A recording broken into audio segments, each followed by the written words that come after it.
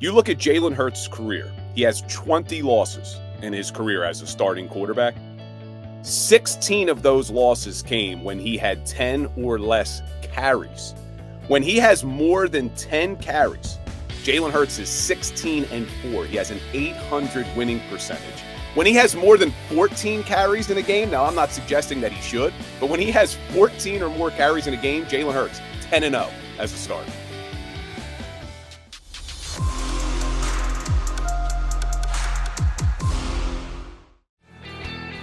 Welcome back in, everybody. A Thursday edition, a coordinator Thursday edition of Birds 365.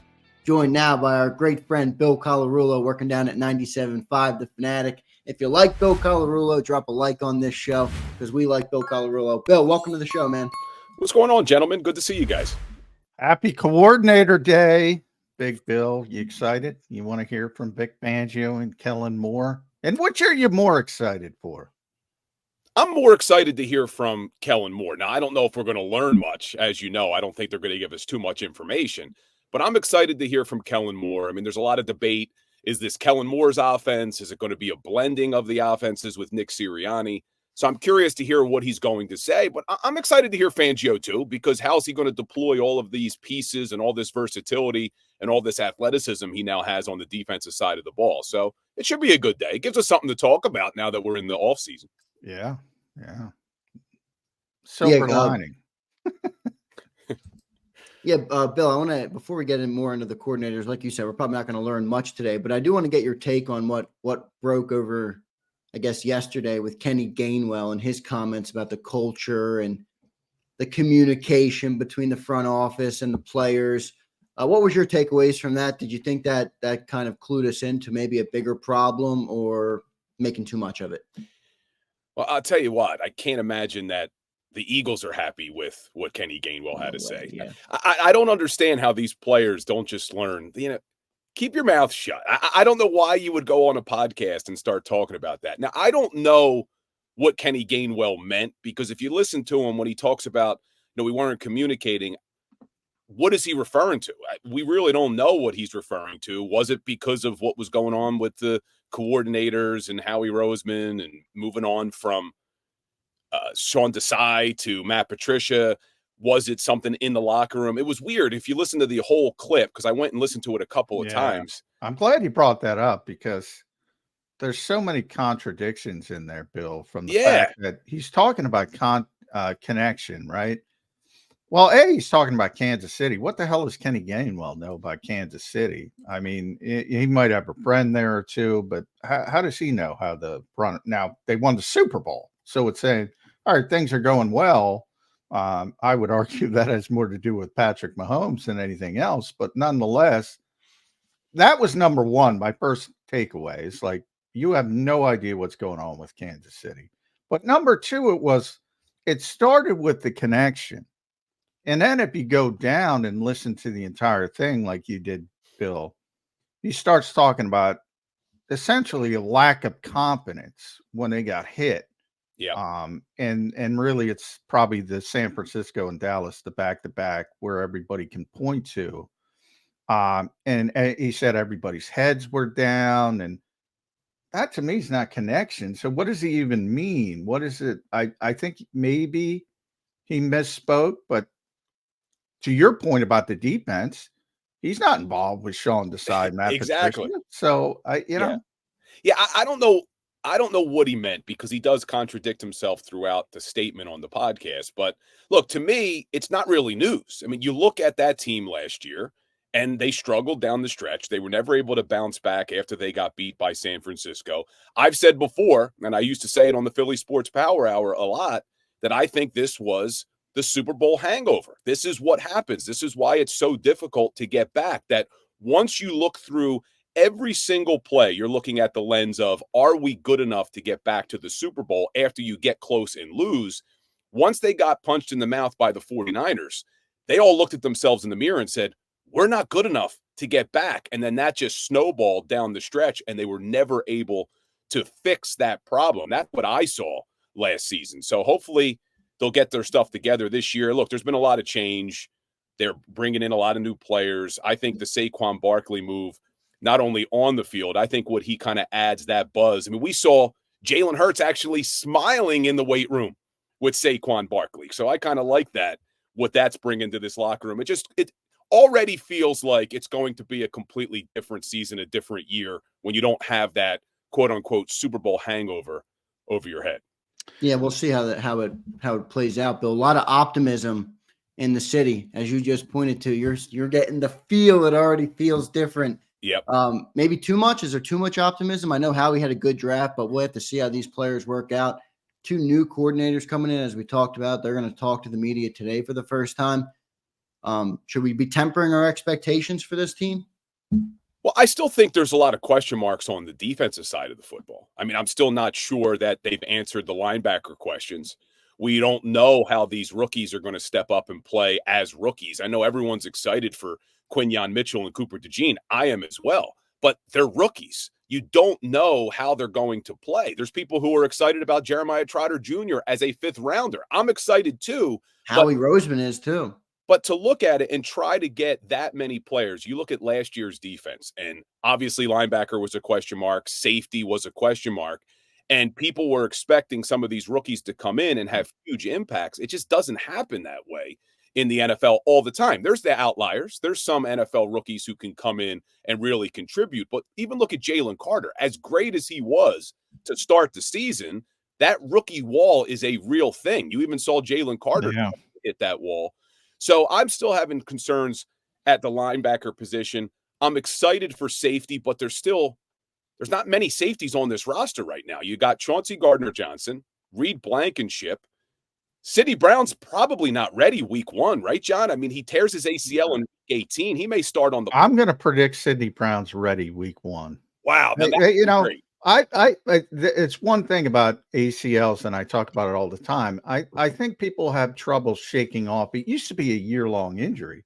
Now it's 9 months. Yeah. He's not going to have an off season, but I mean, it's consistently, they've made so many advances in medical care.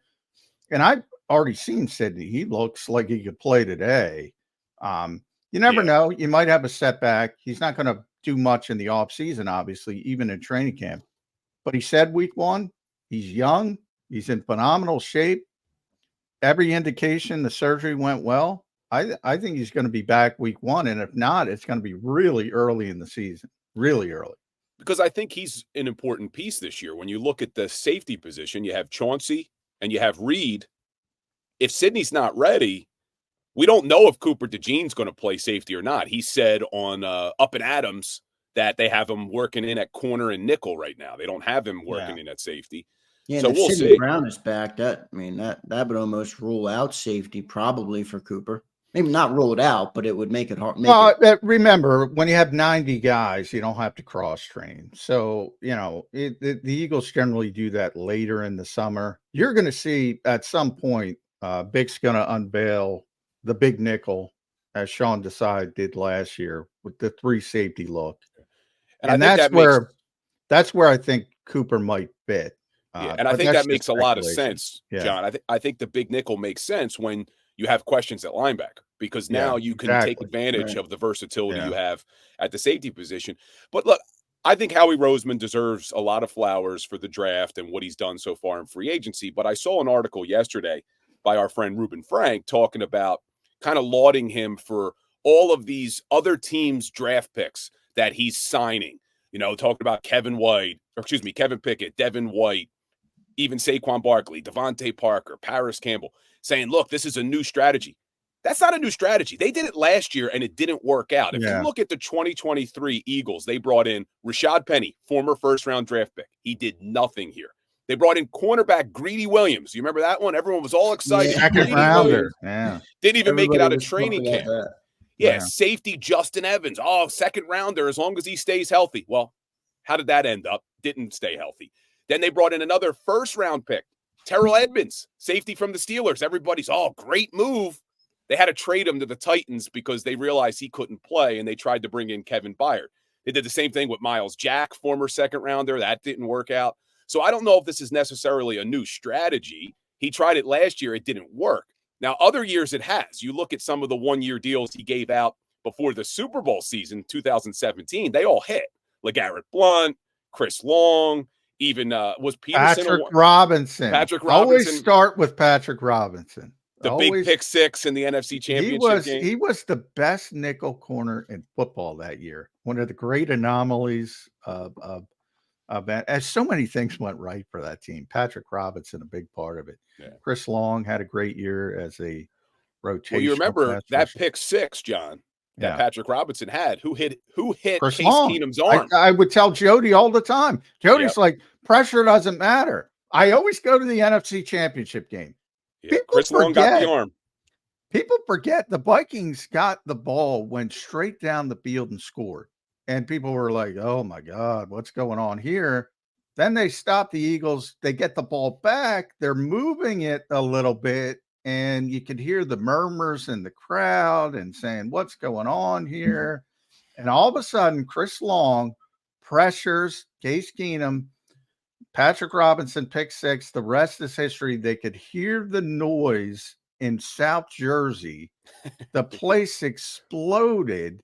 I've never seen an exact moment where a crowd took the will of the other team. And Jonathan Gannon got here. He was with the Vikings at the time and has talked about it numerous times. The Vikings were favorite in that game. They had the best defense in football.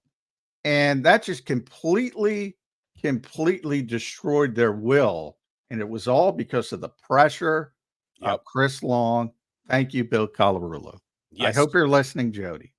I remember well. But I am excited to hear what Kellen Moore has to say today, though, because you look at this offense, and I've said this before, one of the areas that they really struggled last season, which surprised me, was in the yards after catch category. Because you go back to the Super Bowl season, they were top 5 in the NFL in average yards after catch.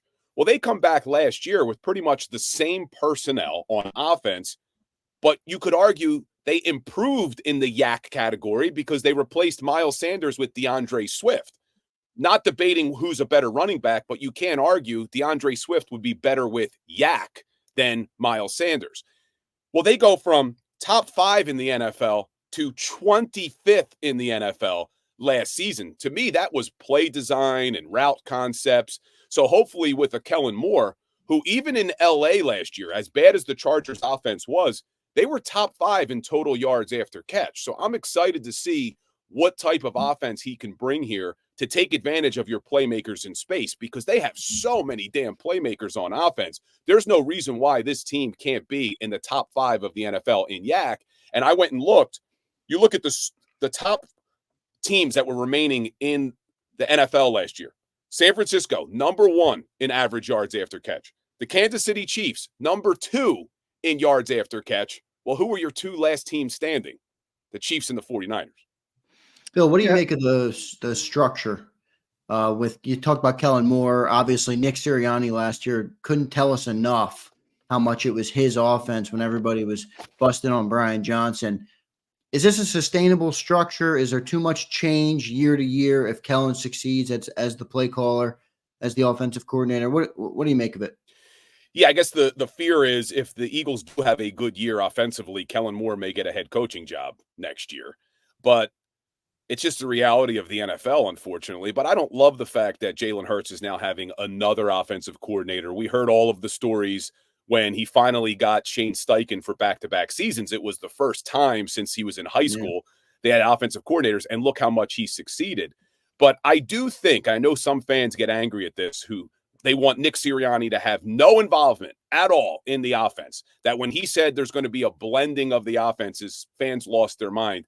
I think it would be dumb to not have Sirianni involved, because you look at Sirianni and Jalen Hurts since they've been here, they've had a lot of success. So I think it would be ridiculous for Sirianni to say, hey, I'm not going to be involved at all in the offense because we haven't done anything correct since I've been here. That's completely false. So why wouldn't you take advantage of some of the things? I think Sirianni should be in Kellen Moore's ear saying, hey, look, over the years, this is what we've done that Jalen Hurts really succeeds with. These are some of the plays that we ran that really worked, because last year, as bad as things were down the stretch, they still were a top 10 offense in the NFL, which is crazy to me when you really think about it. Number 8. Number one, third down defense. Number one, Bill. Number one. I'm sorry. Number one, fourth down defense. Number three, third down defense. The point is that offense was pretty good last year. Yes, it fell apart. The entire team fell apart late. Well, it's turnovers too, John. I mean, Yeah. turnovers played a big part in. I Jalen argue Hurts. that's the only difference between 2023 and 2022, the turnovers. Yeah. Jalen really Hurts believe went that. from 8 in 2022 to 20 in 2023. That can sink any offense. And I'm not expecting him to have that type of season this year where he has that many turnovers. I think he'll have a bounce back year. So I do want Sirianni involved a little bit in the offense, but I am excited to see what Kellen Moore brings, because Kellen Moore, you're talking about an offensive coordinator who was the play caller on the number one offense in the NFL when he was in Dallas. And there's that quote. This is what really bothers me. There's that quote from Mike McCarthy where he says, Kellen wants to light up the scoreboard and I want him to run the damn football, right? So I went and looked. In Kellen Moore's last year as offensive coordinator in Dallas, they ran the ball 531 times. That was top 6 in the NFL in rushing attempts. Well, then Mike McCarthy takes over the offense last season. He runs it 468 times. So Mike McCarthy actually ran the ball substantially less than Kellen Moore did. So I think that quote was just a bunch of BS from McCarthy. Yeah, I'm going to defend Mike McCarthy, which is never an easy thing, but because people just don't like him. I think he's been proven himself as a good NFL head coach. Not great, but solid. Many good years in Green Bay, many good years in Dallas. But you get judged on the final result. We all know that. What Mike was trying to say in his entire because there was an entire sort of dissertation what he was talking about. He was essentially talking about managing the game in situations. Like I complain about the Sixers. I don't give a crap what happens in the first 43 minutes, Bill. How do you manage a close game at the end? Yeah. And he was talking about that's when you got the feel. That's when, all right, now it's time to close the game. 4-minute offense. Maybe don't push, maybe take your foot off the gas pedal a little bit, understanding that type of situation. I think that's very true. I think it's very valuable to have that trait as a play caller. I also think it's very hard. And the NFL is about putting points on the scoreboard, an explosion. And it's very difficult and very esoteric to say, hey, you know what? Maybe laying up, let's go to golf. Laying up is better than trying to tin cup everything at all points. I think that's what he was trying to say. And I think he's right, but I don't think it's as easy as it seems when you great movie too, say. John. Good reference to Tin Cup. Good movie. Yeah. It is a good movie. And that's what he was talking about. Now, does Kellen Moore have that ability? I don't know. We're going to see. And to me, it's the most interesting part of this whole thing is the dynamic with Nick Sirianni, because I'm with you, Bill. It's silly to say they haven't done anything well on offense. They won at one point, they won 25 of 27 games. Yeah. I mean, they were doing something right. And Kellen Moore doesn't have a history with a quarterback like this who has that +1 in the running game. Yeah. A little bit mobility, but not like Jalen. Justin Herbert's a phenomenal quarterback, but he doesn't have that +1 ability, even though he's got some athleticism. You're going to take that out of the offense? I don't think that's a prudent thing to do. So this was crazy. I gave this stat on the Fanatic, one of my weekend shows. You look at Jalen Hurts' career. He has 20 losses in his career as a starting quarterback. 16 of those losses came when he had 10 or less carries. When he has more than 10 carries, Jalen Hurts is 16-4. He has an .800 winning percentage. When he has more than 14 carries in a game, now I'm not suggesting that he should, but when he has 14 or more carries in a game, Jalen Hurts 10-0 as a starter. So yeah, I mean, you got to utilize his legs. That +1 in the running game makes it so difficult because you put everybody in conflict. That's all offensive coaches say now. You want to put defenders in conflict.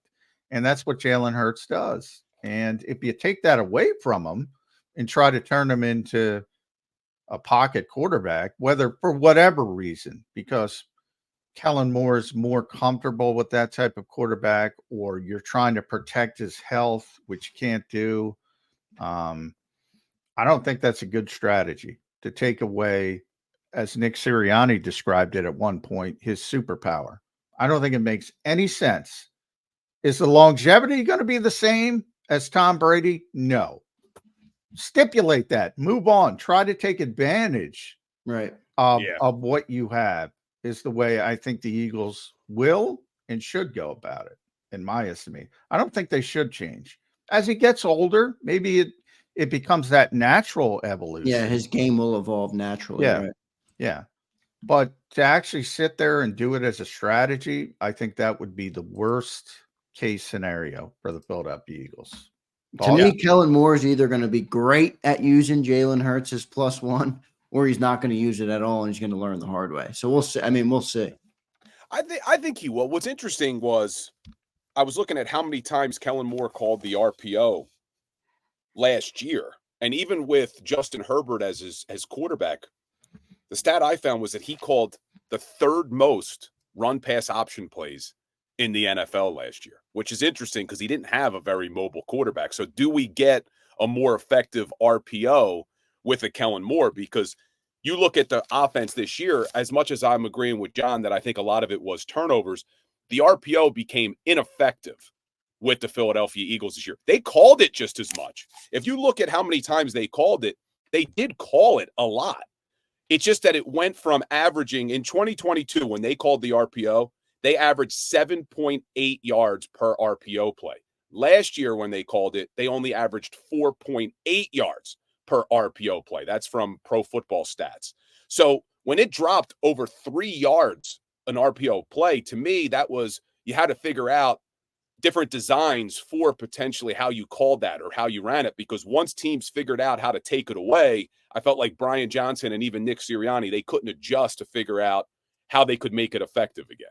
And that's where I think Saquon Barkley will be the biggest add for this offense. If they can figure out how to use the RPO, and I'm counting on Jalen to actually use Saquon in more ways than just running, throwing him a little bit more out of the backfield. You talked about Yak. Saquon is great at that. I'd love to see him throw to the ball out of the backfield. I guess that will come down to both Jalen and Kellen. Yeah. And we're going to be talking about Chip Kelly a lot today because after he gets murdered roasted in podcast from Deshaun and LaShawn, the roast of Chip Kelly after the roast of Tom Brady. But podcast comes out at 11 o'clock today, I think. To bring Chip taught me back in the day one of the few things, because he's not very, all run pass options are not created equal. The Eagles ran, when Chip was here, the Eagles run a lot of RPOs with Sam Bradford. Well, they're really zone reads. I mean, but that they have the RPO mechanics. Foles ran it a little bit too. Because Nick was comfortable with it. Same thing with Justin Herbert. Where's he come from? Same thing with Nick. Where's he come from? To them, it's play action. It's just another form of play action. So the traditional play action where you just bake it to the running back, and we all think same thing with that type of quarterback, because there is no run option. The run option is taken away in the case of Nick Foles by the fact that everybody knows, or even more so Sam Bradford, everybody knows he's not running it. So it's taken away. In the case of Justin Herbert, a little bit more because he's got some athleticism, but it's real with Jalen Hurts. So they're not all created equal, and the Eagles will call it at times a run-pass-run option, where you have three options because he might pull it back off the pass if he decides that and then go back to the run.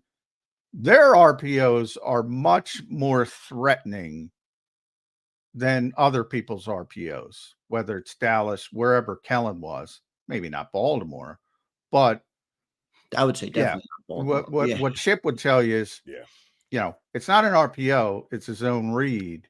And basically, Sam Bradford obviously is not going to run the ball. So it takes that off. The mechanics look the same, but the impact is not the same on the defense. The Eagles have that impact because the threat is there, and that the threat is the key. Defenses did a better job stopping it last year, no question about it, and they made the adjustment. The Eagles got to make the adjustment back. but just to compare it to the mechanics of an RPO elsewhere with a non-threatening quarterback, that's probably not the way to go because they don't have the threat, and the threat is meaningful for Philadelphia. So why are you trying to take that away would be my argument. I'm not taking that away No, from this I offense. think they have to utilize it. Look, you look at the traditional pocket passers. Realistically, what you're looking at is it's 10 offensive players versus 11 defenders because the quarterback's Yeah. not a threat to do anything but hand it off or throw it. But when you add a quarterback like Jalen Hurts, who has the ability to run, it truly almost becomes 11 on 10 because when you're running that RPO, you're not even blocking the edge. You're just reading him. So now Yeah. you don't even have to worry about that edge. Jalen Hurts is just reading him. So now you've turned what's normally 10 on 11 to 11 on 10. That's why I love the RPO. And that's why they call it +1 in the running game. Yep. Yeah. Little math lesson. with So you Bill get it all Colarulo. on Birds 365. Yeah, Love it. good breakdown there, Bill. Bill, what are you looking forward to most from a storyline perspective? The draft is now in the rear view. We're coming up on training camp. Well, not yet, but coming up on OTAs, coming up on training camp. There's the defensive backs room is very deep. The offensive guard, the right guard position, the wide receiver 3. What are you looking for most? What storyline are you most interested in going into camp? Well, until training camp, I want no storylines because usually when things happen over the Not summer, happening, Bill. it's This is bad. Philadelphia. Yeah, you don't want all that drama. No, but in training camp, what I'm really looking forward to seeing is how the defense shapes up as far as who's starting, because there's a lot of question marks. You know, who are going to be your starting corners? Is Quinyon Mitchell going to crack the lineup? Is Keely Ringo going to start? What do we know about Isaiah Rodgers? I know a lot of people are excited about him, but we haven't really seen him play. And even in Indianapolis, as well as he played, he didn't play that much while he was in Indianapolis. So I'm excited to see what happens in the secondary.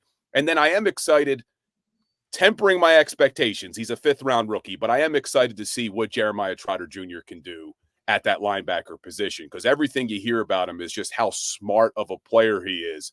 And I had Joe Santoliquito on the Fanatic talking about how he spent the draft night with the Trotters, and then he talked to them after Trotter was drafted, and that the first thing Trot Sr. said to his son was, time to get to work, and they're already watching film of Vic Fangio's defense on how he utilizes his linebackers. So I'm excited to see what this rookie can do if he's really has that high of a football IQ. Bill, you made a good point. Last one from me for you at Bill Colarulo. Make sure you follow Bill on X. What time are you on today? 97.5. Today I'm going to be on from 10 to 2. I'm running the show today because Bob Cooney's off, so I'll be joined by Amy Fadul for the full 4 hours. So that'll be fun. So tune in to Bill this morning, 10 to 2. You made an interesting point about Jalen Carter, which I agree with wholeheartedly from this perspective. He's the best rookie in the NFL last season defensive. Now, you can argue Will Anderson because he won Rookie of the Year, and Jalen came in second. But to me, that was about the Texans got hot down the stretch. The Eagles fell apart. Right. If you look at the film, the best rookie in the NFL was Jalen Carter. Period. End of sentence. Your rookies aren't going to be that good. And that wasn't good enough. So from that standpoint, yeah, I think you should temper the expectations, because if we want to tie this whole conversation in a bow from where we started, I think the Eagles' collapse was under the weight of expectations.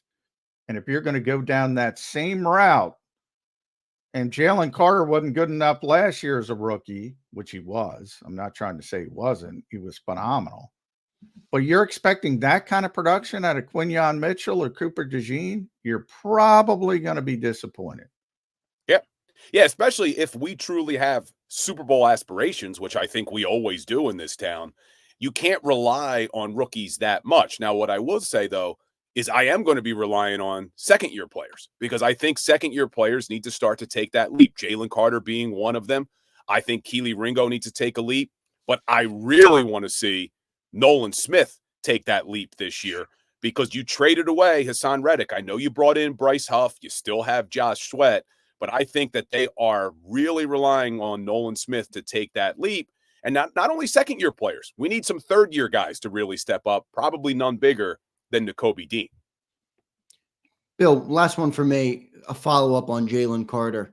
You mentioned the rookie wall. Do you attribute it all to the rookie wall, or do you attribute some of it to the change in play caller? They go to Matt Patricia, defense kind of falls apart. Jalen Carter becomes basically non-existent not non-existent, but way less productive, far less productive down the stretch.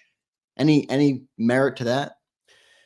It's probably a combination of both. I know I saw some film towards the end of the season about some of the designs of the defensive line where they were. There's a lot of freelancing going on. Yes. So I'm sure that played a part in it as well. But the rookie wall is a real thing. Jalen Carter's not the first one to succumb to it. I mean, almost every rookie hits that wall because it is different. I mean, you're talking about 18-week season now, which is probably going to 19 or 20 weeks if Roger Goodell has his way. When they go to an 18-game season, it'll probably be a 20-week season. So a lot different than what you get in college football, especially with college. You get that month off before the bowl games. So it's just a completely different animal. So I think it was probably a combination. Yeah, it's a good point. It is a way different schedule. We'll see. We'll see how it all plays out. Bill, thanks for joining the show, man. Oh, great as always. Make sure you guys tune in to Bill today on 97.5 The Fanatic from 10 to 2.